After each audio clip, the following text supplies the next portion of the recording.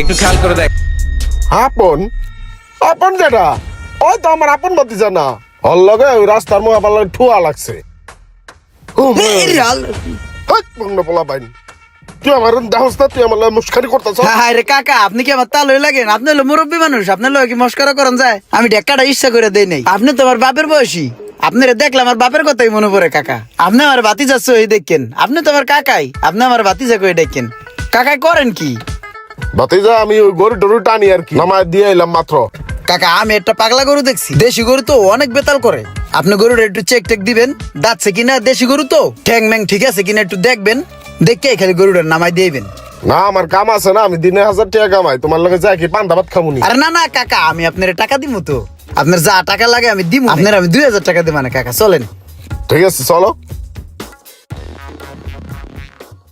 ঠুয়া খাইয়া যখন ওরা আমি ঝাড়ি দিছি, আমার কাছে মাপসা কইছে আপনি আমার বাহের লাহাইন, আপনি আমার চাচা, কইছে আপনার 2000 দিমু। কাকা আপনি আহেন, আপনি আমার একটা গরু দেখা দিবেন। আমার 2000 দিছে, আমি গরু দেখা দিছি, বাস শেষ। হ্যাঁ কি কোন কাকা, আমি তো পুরো মাঠে পড়ে গেলাম কাকা। আরে কাকারে কি করলেন? হাটের মধ্যে সুবিধা দেওয়া লোক অথবা দালাল চক্র থেকে সব সময় দূরে থাকবেন। ভিডিওটি ভালো লাগলে অবশ্যই শেয়ার করে দিবেন প্লিজ। আর সবাইকে জানাই ঈদ মোবারক।